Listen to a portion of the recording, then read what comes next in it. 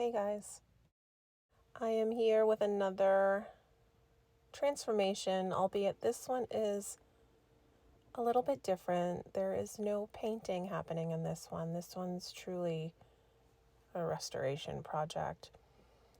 The finish was failing, super dull, scratched up, just wasn't looking prime anymore, so I figured it just needed to be stained and refinished. So let's get started. I bought this again from an estate sale. So when I purchased it, it was in a garage and pretty dingy. So I used my favorite cleaner slash degreaser, which is Spray 9, to clean this puppy down. And I'll show you in a second how gross it was. So there you go. And that's why you clean it, especially when you're going to be sanding off the finish, because you don't want it to gunk up your sanding discs and then sort of embed that into your wood surface. So I tried the scraper here. You'll see that that wasn't working so well. So I do switch out into my 5-inch orbital sander, which was a lot easier. And you can see this dresser. This dresser is actually a Russell Wright design. He was a famed American designer. He established the line American Modern. He started with dinnerware.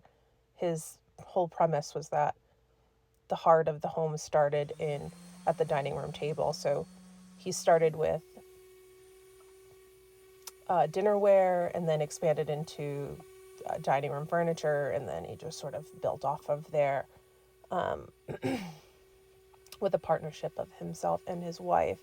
But this particular design, he was sort of an industrial designer, so you'll see a lot of sort of industrial lines in his work. And this is by Conant Ball, so this is built by that particular furniture company, which closed in the 1980s. This particular piece of furniture is prime example of Russell Wright American Modern industrial design.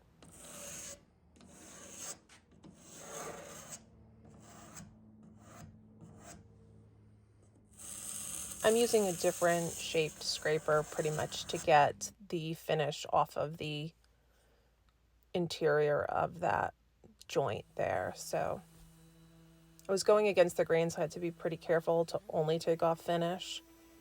And then I continued sanding, and you'll notice the theme here again is sanding and sanding and sanding. So you'll see a lot of that here. And hand sanding too.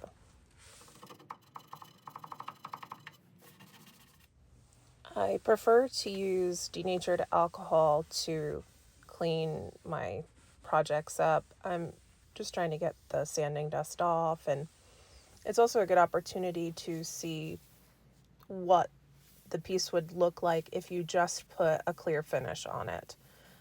So to me, this was a little bit too golden or honey. This is a solid maple piece of furniture, so you can see here the numbers are pretty cool. That was done by the manufacturer.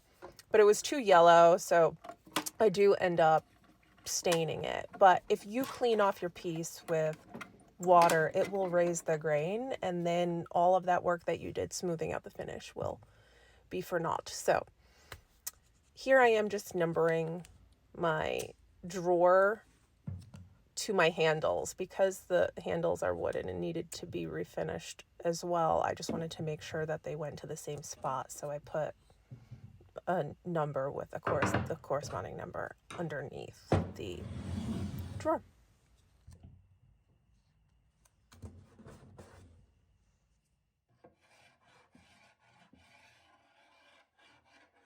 Same process for the drawers, so let's speed this up a bit.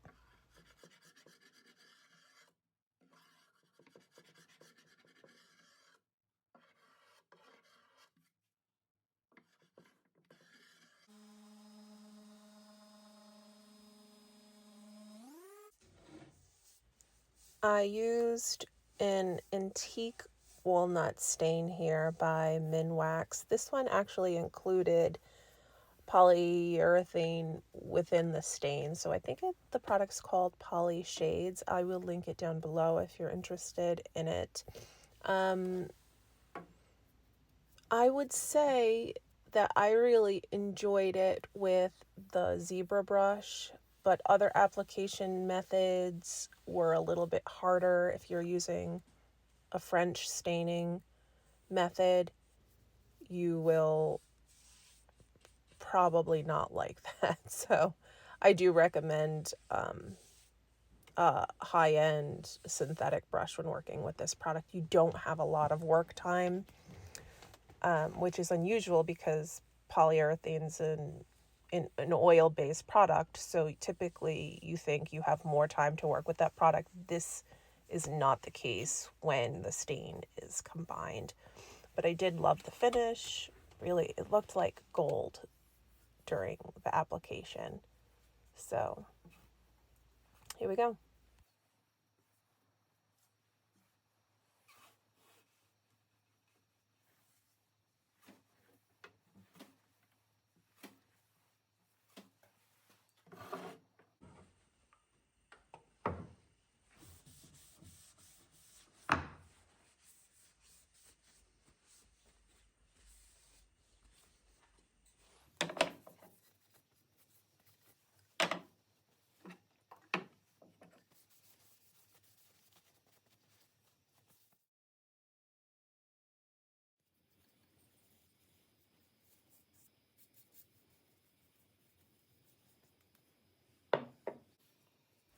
You've seen this before, so these are the handles. Same process goes for these. I sanded them down to 220 grit and then use the denatured alcohol to clean them up, and now I'm using that same Poly Shades Antique Walnut product to stain these. If that background mess is stressing you out, I posted a video yesterday where I cleaned it up in 90 seconds. Well, I took all day, but you can watch it happen in 90 seconds, so check that out.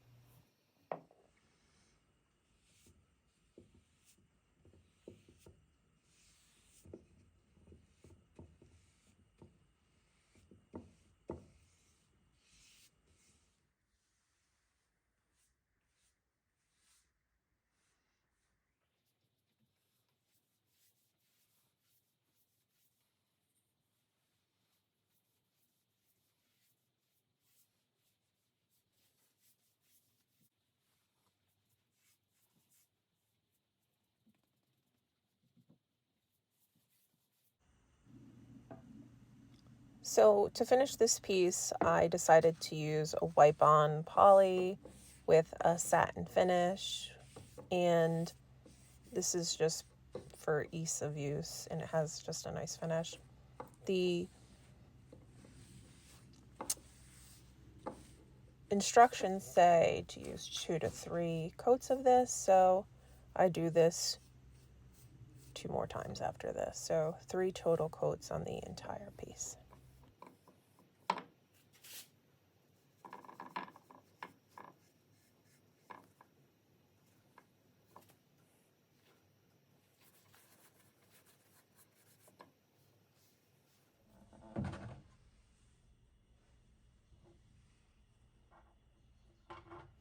Between the applications of the final wipe-on poly, I did sand it down just to knock back anything that settled in the finish while it was drying.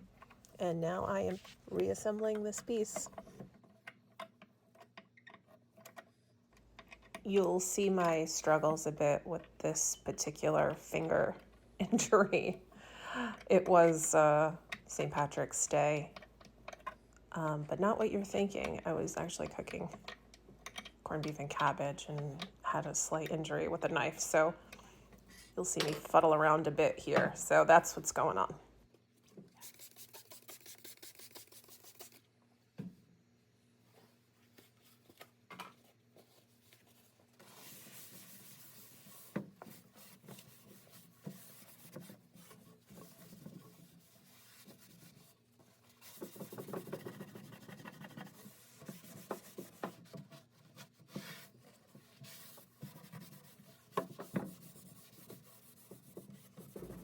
Everything in me wants to edit this part out, but there is this spot that I haven't gotten yet, right there.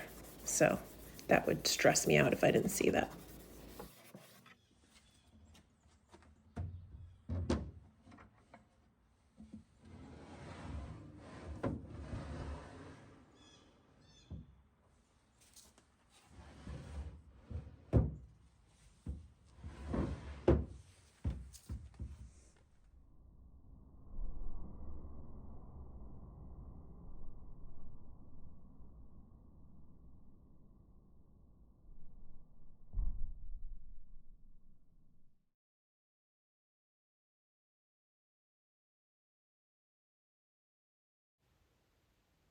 So here we are. It's finished. This is what it looked like before we started. You could see that it's just a dull finish. I mean, this piece is almost 75 years old, so the finish is failing a bit. It just needed a refresh, and these are a few of the before shots. So hope you enjoyed this video, and we will see you next time.